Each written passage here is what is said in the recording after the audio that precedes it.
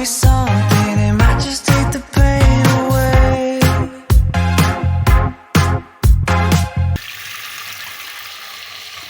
Pakulo tayo ng tubig guys dahil ako'y palambot ng spaghetti con bolognese kasi yun ang gusto ng anak ko. Actually hindi kasi tomato sauce pala, with tomato sauce, and then lalagyan ko ng ham and then hot dogs and cheese. So eto na nga, pakukulaan na natin ang ating tubig. Ayan. Eto yung spaghetti natin na gagamitin with tomato sauce. Lalagyan ko nitong tomato na may laman-laman. And then, yung ating tomato sauce, diba? Yan, ang ating gagamitin. And then, yung hot dog and ham, guys. Lalagyan ko siya. Imbis karne pikada o karning giniling, ito. Kung sibuyas, ibawang. Ito na nga, guys, at sobrang kulo na. So, inilagay ko ng kalahat. Inati ko, guys, hanggat hindi nakikita ng anak ko. Kasi gusto ng anak ko, ala spaghetti.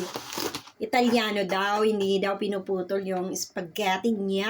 Diba? Putol ko, guys. Kasi nga po, para madali ako magluto. Madalian to, guys. So, habang pinapakuluan natin siya, maghiwa na tayo ng ibang mga ingredientes. So, siguro guys, ito hindi ko na ilalagay. Ito lang ilalagay ko. Kasi kaunti lang naman yung spaghetti. Maghiwa muna ako ng sibuyas na kalahati, guys. Yung sobra ko to kahapon. Dahil nag-adobo ako. Bawang.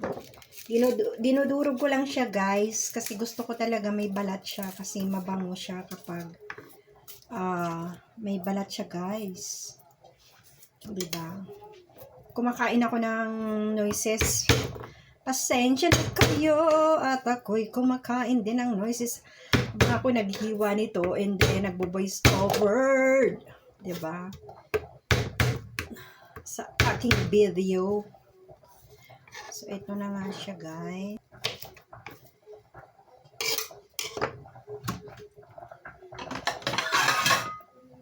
Lagay muna natin siya dito.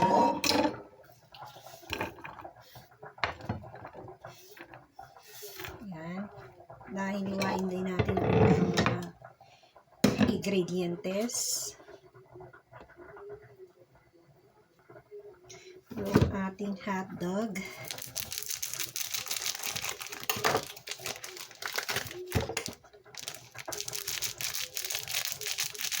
Ano ba naman ito? Yes.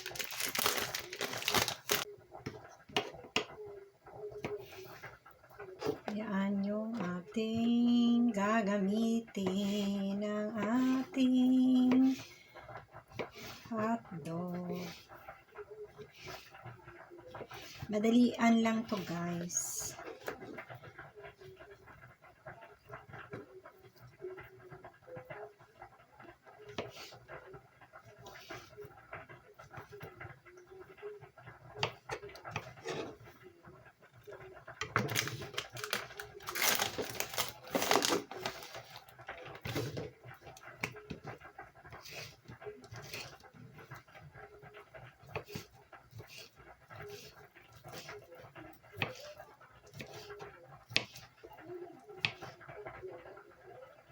So, yan ang ating mga ingredientes.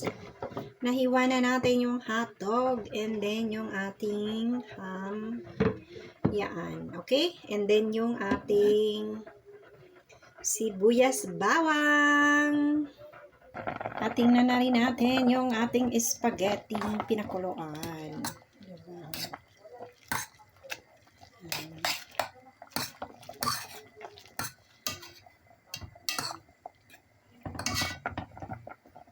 Tumatakbo yung aking kaldero.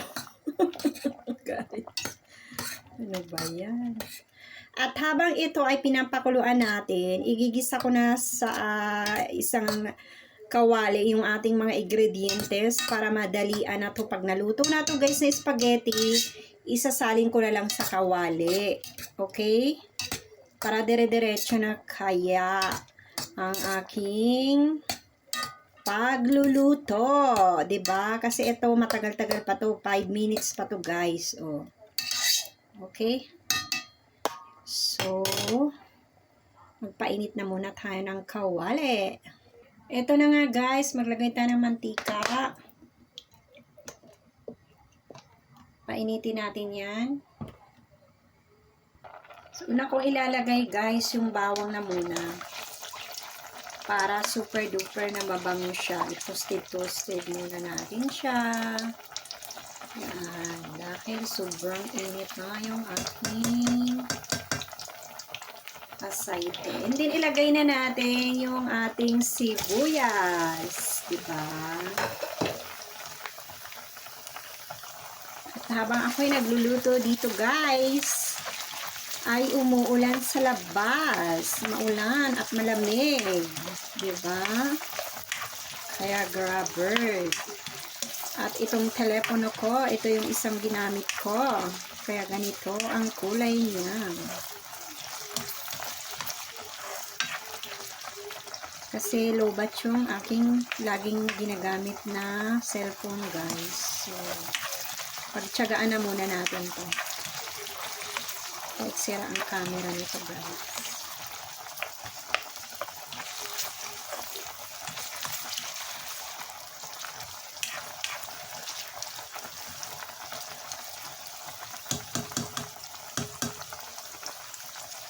At ito yung ating spaghetti sa kabila. Diba? Ito. Tagal pa yan guys. Oh, tigas pa. Para sa akin. Ardiente.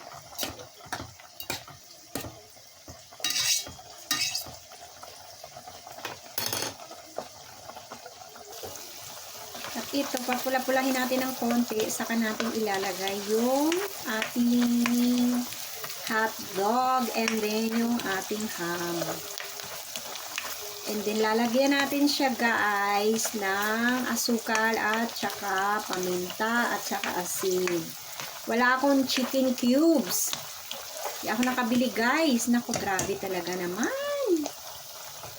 So ilalagay ko na guys yung ating hot dog and then yung ham. Halo na siya dyan. Okay? Haluin na natin siya or karaw-karawin sa Bisaya ba ang tawag doon? Yan.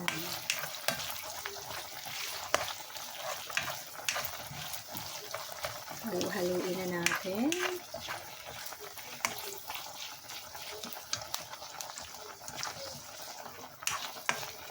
Karaw-karawin.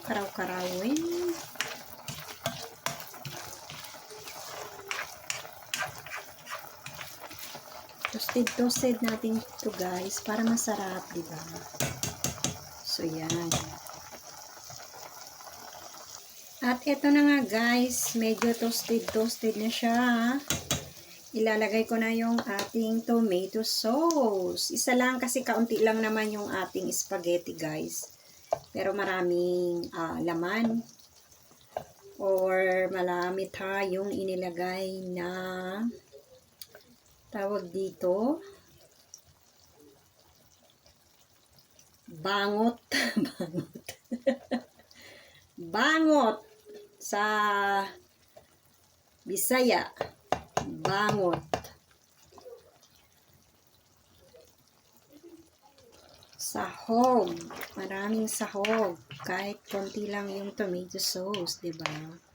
Para talagang masarap siya.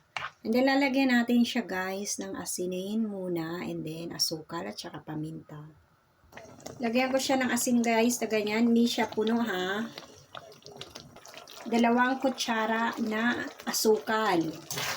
Yung katumbas ng isang kutsaritang asin guys ha. Ganon.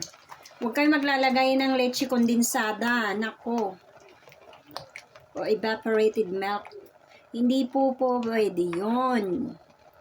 Saan nyo ba nakuha yung mga ganyang recipe yan? Diyos ko po.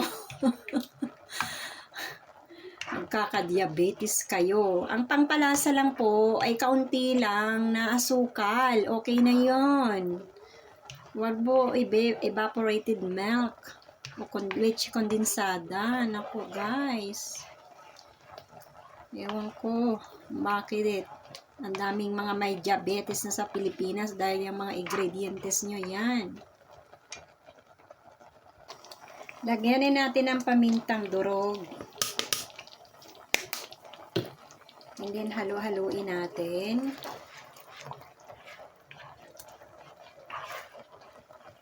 Titikman ko guys. Hindi ako mahilig magtikim ng pero titikman ko para sa inyo. Sasabihin ko ang lasa super duper kung gaano kasarap.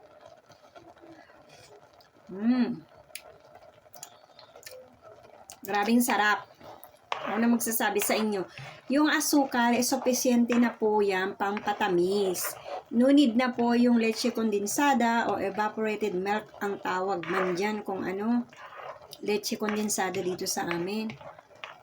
Pero hindi na kailangan yung gatas na ganun kadami. Isang lata, imagine niyo ihahalo niyo dyan sa tomato sauce, sa spaghetti para tumamis ang lasa. Hindi po.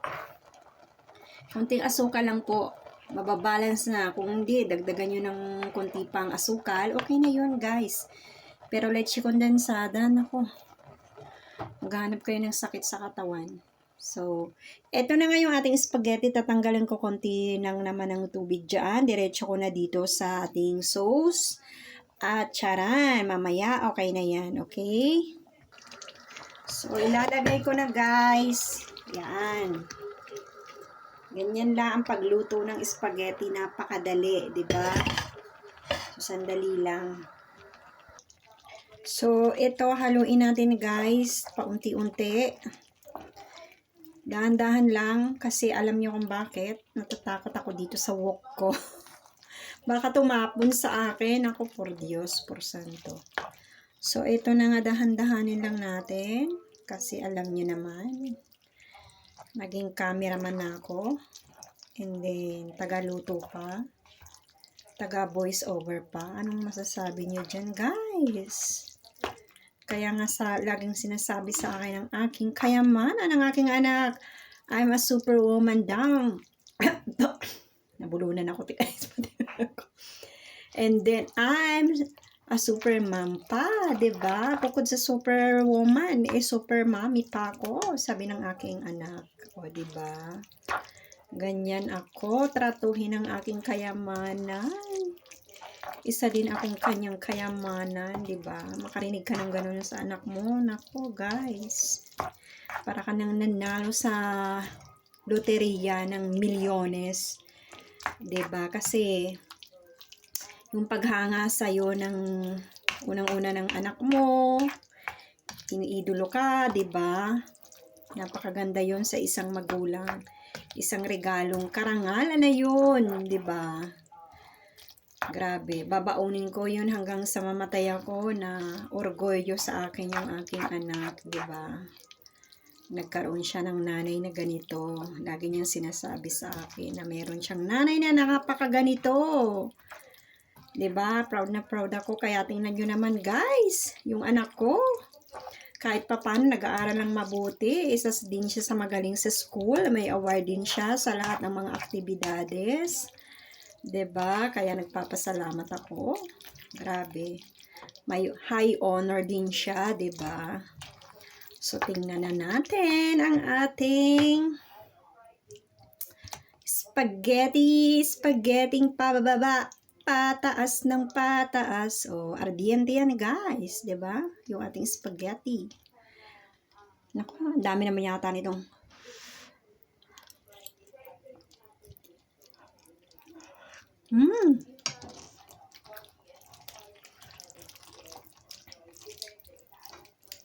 Grabing sarap. Mas masarap pa to sa Jollibee, sabi ng anak ko. Kapag luto ko, guys. So, Hanggang dito na lang po ang aking video at luto ng ating spaghetti. Lalagyan na lang ng anak ko ng keso sa ibabaw sa plato niya kapag kakain na siya, guys. Yan. Pagkatapos, with picos, yung tinapa, yung biskwit na ganyang mahaba, yung parang isang dedo, isang daliring ganyan. So, hanggang dito na lang po ang aking video at maraming salamat po sa panunood nyo, sa suporta nyo, sa mga silent viewers ko, sa mga nag-subscribe, sa Gigi Voicing.8 sa aking YouTube channel at sa Facebook naman po ay Gigi Voicing. And then, yung anak ko din po, may YouTube channel siya, Gibbs Minic. And then, yung Facebook din niya ay Gibbs Minic din po ang Facebook ng anak ko. Mahilig siya mag-drawing, kaya mga drawing ang makikita nyo doon. Guys, maraming salamat po.